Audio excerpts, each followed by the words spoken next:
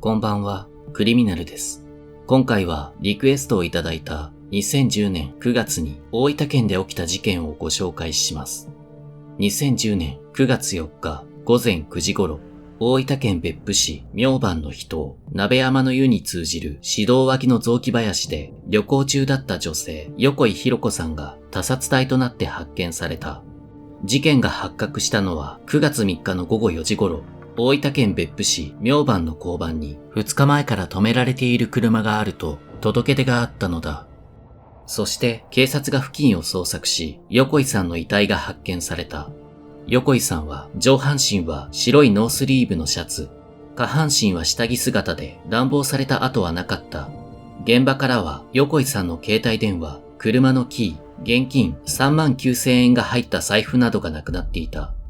死亡推定時刻は8月31日で頭蓋骨の一部に陥没が見られたが、死因は手で首を絞められたことによる窒息死。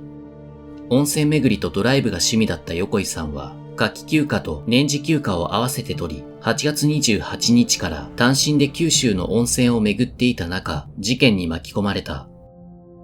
大分県警は別府署に捜査本部を設置し、130人体制で捜査に当たり、情報提供を求めるビラ配りなどをした。横井さんが発見された場所は、鍋山の湯まで約200メートルの地点で、その約200メートル手前に、横井さんの軽自動車が施錠された状態で止まっていた。鍋山の湯は、山裾にある明番温泉から、さらに山の中腹にまで入った場所にある秘湯。そこにたどり着くには、悪路を走行し、車を止めてしばらく歩かないとたどり着けない場所で、地元の人は利用しない場所だった。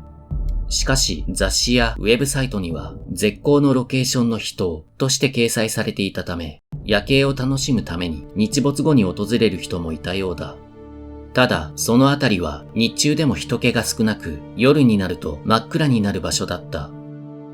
現場付近では車上荒らしが発生していて、注意喚起の看板が立てられていた。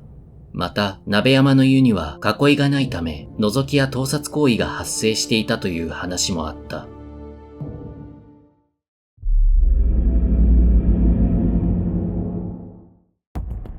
横井さんは8月28日に神戸から博多まで7時間かけて車を運転していき、29日に鹿児島に到着している。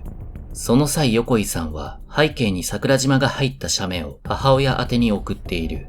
30日には宮崎県にいると連絡が入り、同日午後10時に明日は別府に行くとの連絡があった。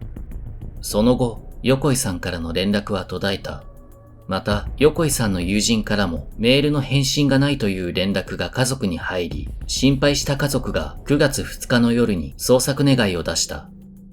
なお、午後6時15分頃、温泉から約4キロ手前のガソリンスタンドに設置されていた防犯カメラに、温泉に向かっている横井さんが乗る軽自動車が映っていた。この時期の大分市内の日没時間は午後6時半だったので、横井さんが温泉に到着する頃には、辺りは暗くなっていたと思われる。そして9月3日の晩、横井さんの車が見つかったと別府署から家族に連絡が入り、4日の朝一番に横井さんの母親が別府に向かった。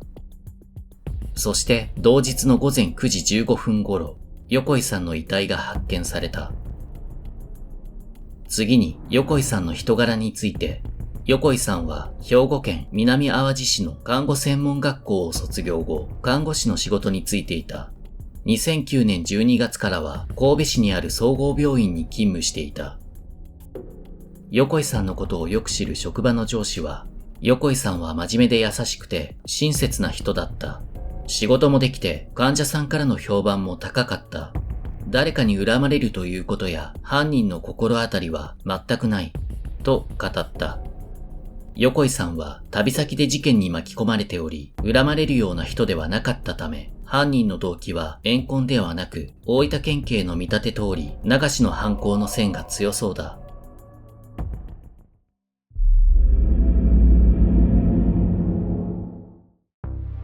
事件発生から約1年後の2011年8月31日、別の事件で公判中だった安藤が死体遺棄の疑いで逮捕され、9月23日に安藤が容疑を認めたことから強盗殺人容疑で再逮捕し、大分地検は強盗殺人罪及び強制わいせつ致死罪で起訴した。逮捕の決め手となったのは、横井さんの服にわずかに付着していた唾液の DNA。これが安藤のものと一致した。また、安藤の部屋から横井さんの携帯電話が発見された。安藤は2011年5月に別件で逮捕され起訴されていた。この件で警察が安藤の部屋を捜索したところ、横井さんの携帯電話を発見したのである。安藤は大分県大分市出身の当時34歳の男。工業高校を卒業後、地元の建設会社に就職したが、2003年11月に恐喝事件を起こし、逮捕された。その後、服役中に暴力団の組員と知り合い、出所後は神奈川県川崎市に移り住み、福岡県北九州市に本拠を置く暴力団の組員となった。川崎に移り住んでからは建設会社に就職し、資格を取るなどして真面目に働いていた。ただ安藤はとにかく酒と女性が好きで酒癖が悪かった。安藤がよく通っていたスナックのママが言うには、彼は顔がいかつく、俺は野獣だと自分で言うことがあったそうで、そのスナックでは野獣くんというあだ名がついていた。また安藤は会社に在籍している間は毎月数万円の前借りを繰り返していたという。父親が亡くなったことをきっかけに2009年3月に会社を休職し、別府市の実家に戻った。同時期に安藤は片木に戻っている。そして事件当日の2010年8月31日午後7時前後、安藤は女性の裸姿が見たくなり、母親の車を運転し、鍋山の湯に向かっていた。すると、横井さんが一人で歩いているところを見かけた。安藤は一旦横井さんを車で追い越して、その先で待ち伏せをした。そして、わいせつ目的、強盗目的で横井さんに声をかけたのである。しかし、それを横井さんが無視したため、安藤は持っていた鉄製工具で横井さんの頭を殴り、手で首を絞めて横井さんを手にかけた。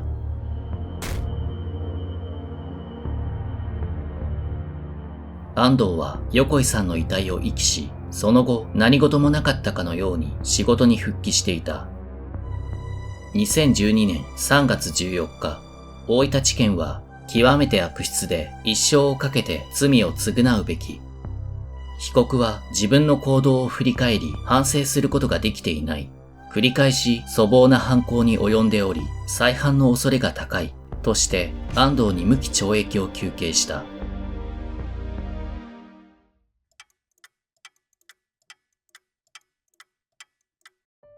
温泉巡りとドライブが趣味だった横井さん。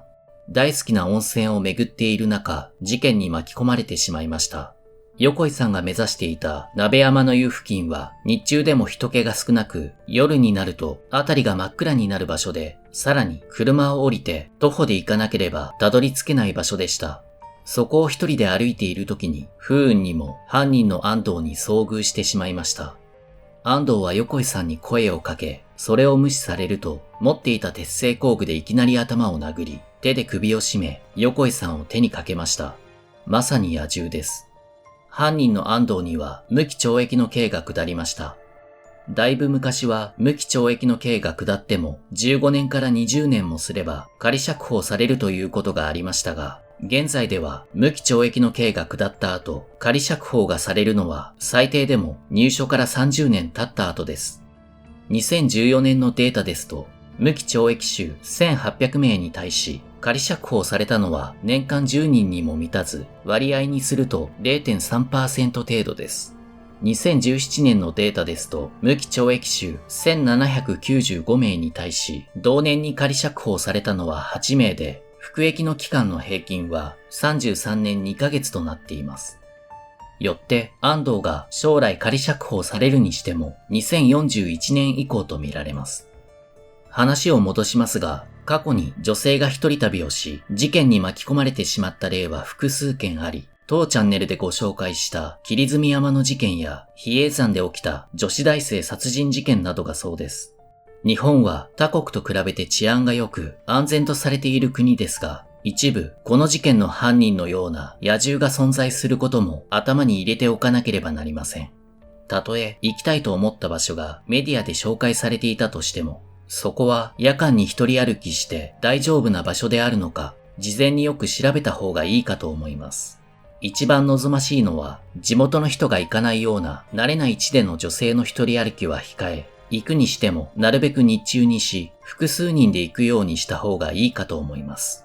人気のない暗い道を一人で歩いていても、自分が誰かに襲われるはずはない。あそこに痴漢注意の看板が立ってるけど、まあ自分は大丈夫だろう。そう考えてしまうのが正常性バイアスというものです。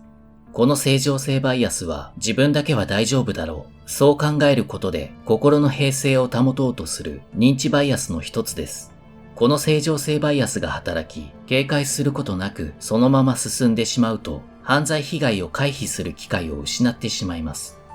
少し話はそれますが、この正常性バイアスは災害時にも働くことがあります。実際に私の友人も大型台風が来た時に自分家は大丈夫だろうと思ってのんきにゲームをしていたら床下浸水してしまったという話を聞きました。テレビで大型台風が来ると再三注意を促していたのに自分だけは大丈夫とその情報を無視していたのです。この正常性バイアスは自分にとって都合の悪い情報を無視したり過小評価したりしてしまうのです。自分だけは大丈夫と思わず自分の身は自分で守っていきましょう。最後に被害に遭われた横井さんのご冥福をお祈りいたします。